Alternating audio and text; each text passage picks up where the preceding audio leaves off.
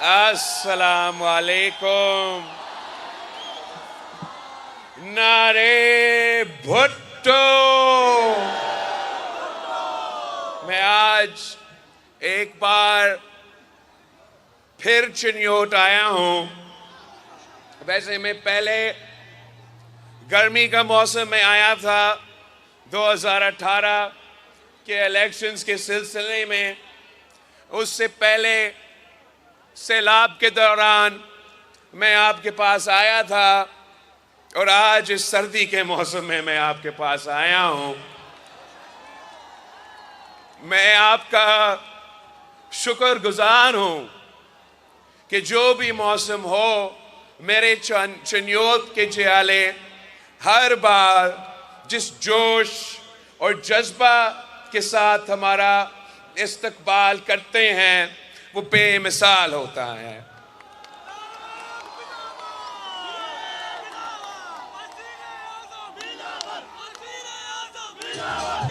ساتھیوں،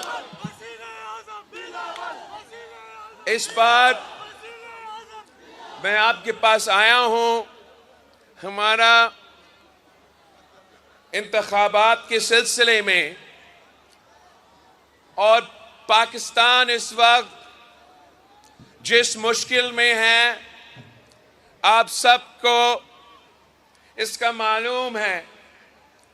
جو اس وقت ہم ایک تاریخی معاشی بحران سے گزر رہے ہیں. ہمارا جس تیزی سے مہنگائی، بے روزگاری اور غربت بڑھتی جا رہی ہے، ویسے ہم نے اپنا تاریخ میں یہ حالات نہیں دیکھے ہیں.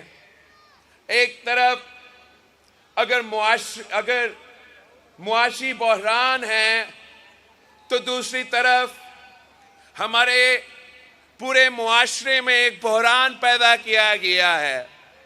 اور وہ اس لیے کہ جو ہمارے پرانے سیاستدان ہیں وہ نفرت اور تقسیم کے سیاست کر رہے ہیں. انہوں نے ہمارا سیاست کو عوام کی خدمت کے بجائے اپنے ذاتی مسئلے، اپنے ذاتی انتقام لینے کے لیے وہ سیاست کر رہے ہیں. اور اس کا نقصان ملک کو ہو رہا ہے، عوام کو ہو رہا ہے، معیشت کو ہو رہا ہے. تو میں اگر یہ الیکشن لڑ رہا ہوں تو اس لیے کہ میں یہ پرانا نفرت اور تقسیم کو، سیاست کو دفن کرنا چاہتا ہوں. مجھے آپ کی ساتھ چاہیے، مجھے اس ملک کے عوام، اس صوبے کے عوام کا ساتھ چاہیے تاکہ ہم یہ پرانے سیاست اور پرانے سیاستدان کی سیاست کو ہمیشہ کے لیے دفن کرے.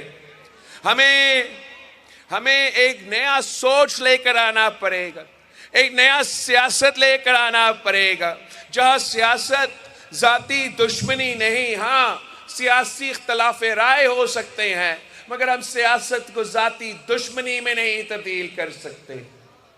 پاکستان پیپلز پارٹی کے جیالوں نے ہر دور کا ظلم سہا ہے. آپ نے پاکستان پیپلز پارٹی کے کارکنوں نے عامر ضیاء الحق کا ظلم دیکھا ہے. آپ نے پاکستان پیپلز پارٹی کے کارکنوں نے میاں صاحب کا پہلے دور اور دوسرے دور کا ظلم برداشت کیا ہے جو کسی آمریت کا دور سے کوئی کم نہیں تھا. اور آپ نے مشرف کا مقابلہ کیا ہے. آپ نے خان صاحب کی جو وہی پرانی سیاست تھا، ظلم اور زیادتی کا، آپ نے اس کا بھی مقابلہ کیا ہے. مگر آپ کا پاکستان پیپلز پارٹی کا کمال ہی یہی ہے کہ آپ نے کبھی انتقام کی سیاست نہیں کی. آپ کے قائد شہید ذوالفقار علی بھٹو کو تخت دار پہ لٹکایا گیا، مگر جب شہید محترمہ بینظیر بھٹو وزیر اعظم بنی تو شہید بی بی نے کہا کہ جمہوریت بہترین انتقام ہے۔ وہ اس لیے کہ انتقام لینے کے بجائے وہ اپنی عوام کی خدمت کرنا چاہتی تھی، وہ اپنے غریب عوام کے مسائل حل کرنا چاہتی تھی۔ جب صدر زرداری اس ملک کا صدر بنے اور ہمارا شہید محترمہ بینظیر بھٹو کو شہید کیا گیا تو انتقام کی سیاست کے بجائے صدر زرداری نے پاکستان کھپے کا نعرہ لگایا، اور 5 سال پہلی بار پاکستان کی تاریخ میں حکومت چلی اور ایک بھی سیاسی قیدی نہیں تھا۔ اس لیے ہم اپنے منشور پہ یقین رکھتے ہیں، اپنا نظریت پہ یقین رکھتے ہیں۔ ہمیں اگر اللہ تعالیٰ موقع دیتا ہے، ہمیں اگر آپ موقع دیتے ہیں تو ہم ٹائم ذاتی انتقام پہ ضائع کرنے کے بجائے آپ کے مسائل کم کرنے کی سوچتے ہیں، کوشش کرتے ہیں۔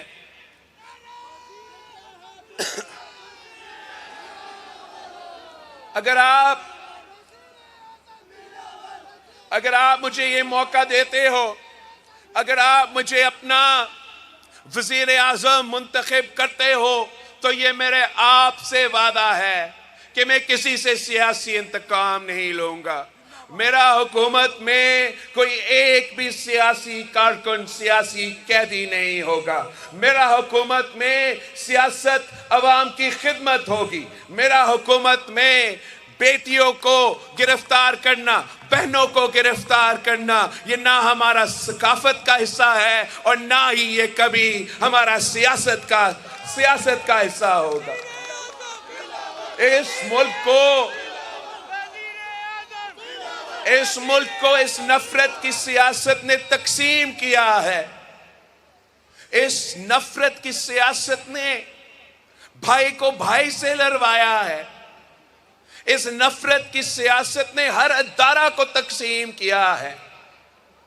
اگر ہم آپس میں لڑتے رہیں گے، اگر پاکستان کے سیاستدان آپس میں لڑتے رہیں گے تو اس ملک کے جو مخالف ہے، اور میں جانتا ہوں کہ کس طریقے سے میں 18 مہینہ آپ کا وزیر خارجہ رہا ہوں، میں جانتا ہوں کہ دنیا بھر میں پاکستان کے خلاف کیا کیا سازشیں پک رہے ہیں۔ اگر ہم نے یہ لڑائی نہیں چھوڑا، اگر ہم آپس میں یہ جو شروع ہوا ہے اس نفرت اور تقسیم کی سیاست کو بند نہیں کرتے تو وہ تمام قوتیں اس لڑائی کا فائدہ لے کے پاکستان کو نقصان پہنچائیں گے، پاکستان کے عوام کو نقصان پہنچائیں گے۔ ہم یہ کبھی نہیں ہونے دے سکتے۔